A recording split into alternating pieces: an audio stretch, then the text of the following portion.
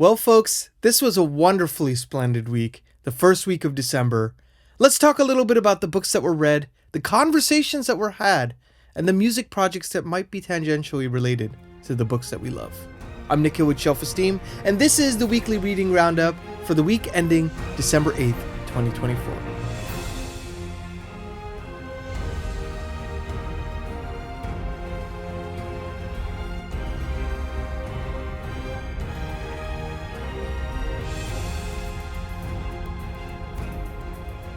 Hey everyone, welcome back to the channel. I'm Nikhil with Shelf-Esteem. I'm a composer, now also a booktuber. You can find my music in The Wheel of Time Season 2, His Dark Materials Season 3, and the newly released psychological horror film, Dead Whisper. So, I love doing these reading roundups with you all because I can talk a little bit about the books that I read, get some recommendations from you all, and we have dialogue in the comments, we have dialogue in the Discord channel, which I'm linking down below. We have 42 people on there, I think now, and great conversations every day. I get to jump in and chat with you all, and it's fun because we all have different kind of reading tastes and preferences.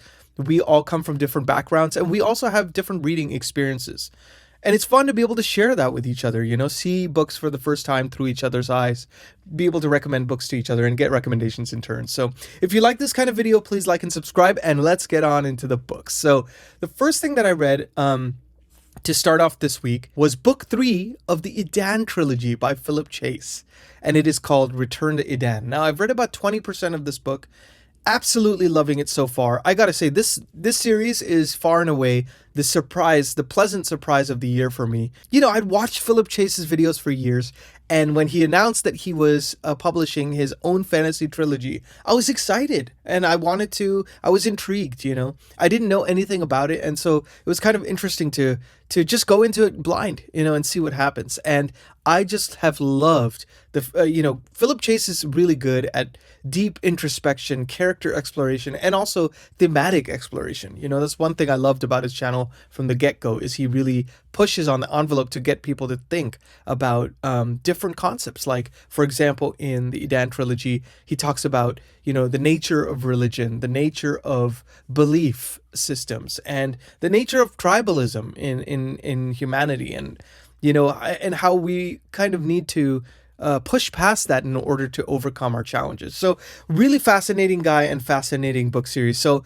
I'm about a fifth of the way into the last book, and I'm both excited and nervous because you when you like a series, you just don't want it to end. I know that's the truth for me. I don't know if you all feel the same, but sometimes I almost start reading it slower the more I like it, because I just don't want to finish it, and everything. But luckily, Philip Chase will be writing more in that world, and I will definitely be a day one reader. So I'm linking those down below in case you want to check them out as well.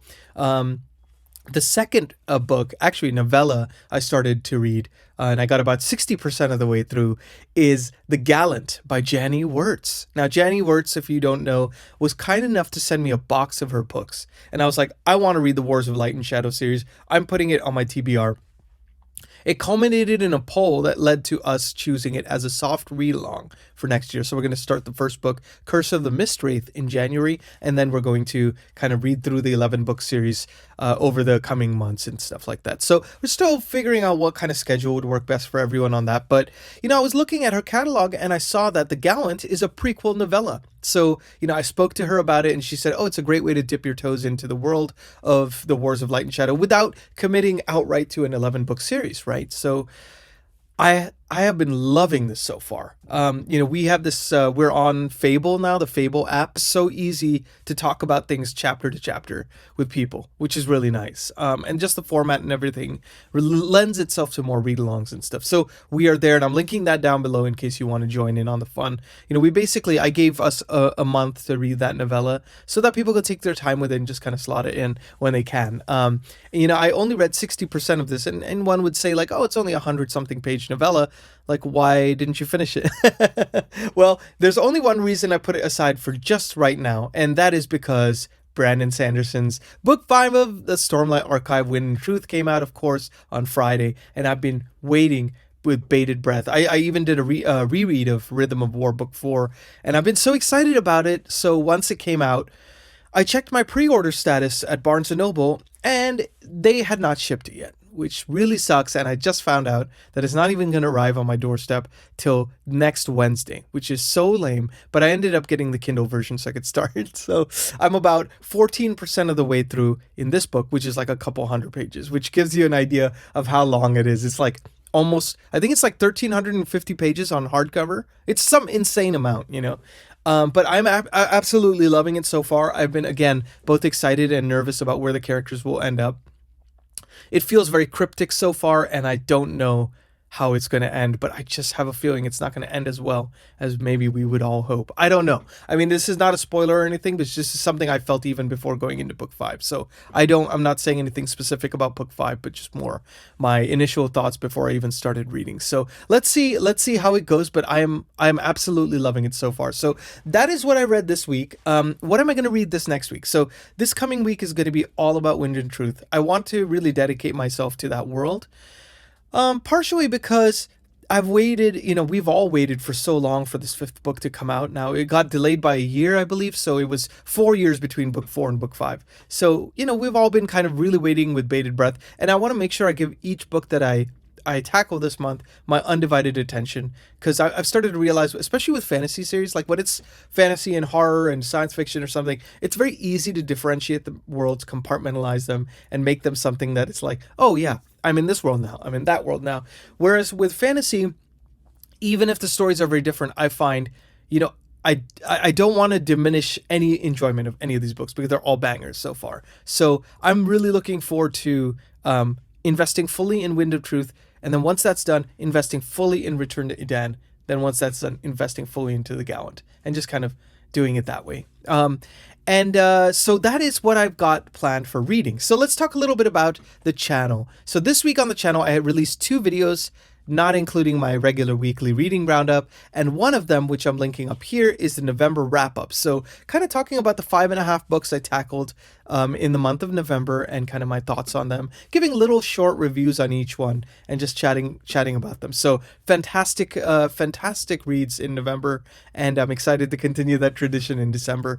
And then the second video that I did was the top series that I want to complete, linking up here as well, and also in the description. So it's kind of a companion video to the top series I want to start in 2025. I had mentioned that there's some read-alongs and stuff like that we're going to be doing. So I'm starting those series, but a lot of those are very long. I'm not going to be able to really complete them in any shape or form where I don't want to rush those things, right? So I'm not going to try to complete them in 2025. But there are series that I started a long time ago, and at the risk of starting more series that I never complete, I want to actually complete some of these. So those series are up there. I believe there were 8 on that list, if I remember correctly. It's all starting to blur together, but you could check out that list if you're so interested. And then the third video that I got to do that was not quite a regular video, but was a live stream, was with my wonderful friend, Dr. Fantasy himself, Philip Chase, the author of the Edan Trilogy. We got a chance to talk on Sunday about all things the writing process, how he kind of went from, teaching to deciding to become a writer to the whole process of getting these, fantasy trilogy done, and then whether to go the trad publishing route, the self-publishing route. So it's really fascinating to kind of get from an author's perspective, how things are in the publishing realm, how things are in the writing process. And it's always interesting to me how similar the writing process is no matter what the medium. A lot of the things he was echoing were things I felt like in my own music career, in the writing process, music-wise, and even in terms of the music industry at large. So really fascinating discussion, fascinating guy. And, every time, this is my second time getting to talk to Philip now. And both times I just felt like it was so easy to chat with the guy because, first of all, he's just a lovely person. And second of all, he just has such fascinating things to say about fantasy, and he's deeply passionate about them. And it comes through in his work, so... I'm linking that down below and also up here if you want to check it out. And of course, we talk about Edan and the future plans on that. And we also made a special announcement in that video. And, that video will explain a little bit more about the announcement. But long story short, I'm beyond honored that Philip asked me to do the main music theme for his Edan trilogy. So I'm reading book 3 right now, and that's one of the reasons why I don't want to, I want to give it my undivided attention so I could really dive into the world that Philip has created here and kind of come up with something hopefully special to do justice to the characters and the world he's created. So I'm super excited. Philip, thank you so much, man, for for being on my channel, and B, for, thinking of me for taking part on this undertaking with you, this wonderful adventure. I'm really excited for it, and I'm excited for the collaboration, man. And I'm a great admirer of both your booktube channel and your writing. So I'm just really excited to be, to help out with that. So thanks again for having me. So next week, let's talk a little bit about the videos that are going to be happening next week. So this week, let's talk a little bit about the videos that are going to come by this week on the channel. So the one thing I want to do is another companion video to the 2025 series I want to start and complete. And I wanted to do a third to kind of round out the 2025 plans, and that is the standalones that I want to complete in 2025.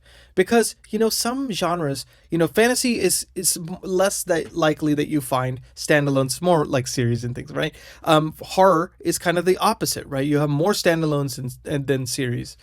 So I want to kind of investigate some standalones as well to pepper in between these massive series that we're going to be reading next year. So, I kind of wanted to do a video about that as well. So let me know if you have any recommendations as well for standalones in the comments or on the Discord channel, and we could chat about them, and I'll be making that video very soon. The second thing I want to do is possibly, I know I need to iron out the details with Cliff from Cliff's Dark Gems, a wonderful horror booktube channel, and he's just been a dear friend of mine. We've become very close through this booktube community, and I'm just excited to be able to chat with him about Stephen King's Fairy Tale. Now, we did this as a buddy read in November, and we both immensely enjoyed it. I enjoyed it much more than I actually expected to, because the newer Stephen King works have been a little bit hit or miss for me, even though he's my favorite author of all time, right? So I was very pleasantly surprised at how much I enjoyed this book, and I think Cliff felt very similarly. So we're excited to kind of do a deep dive and discuss that. So I'll keep you all posted once a date is set for that. So on the music front, the last segment of this channel, let's talk a little bit about music projects that I'm working on this week that are either tangentially related to books or not.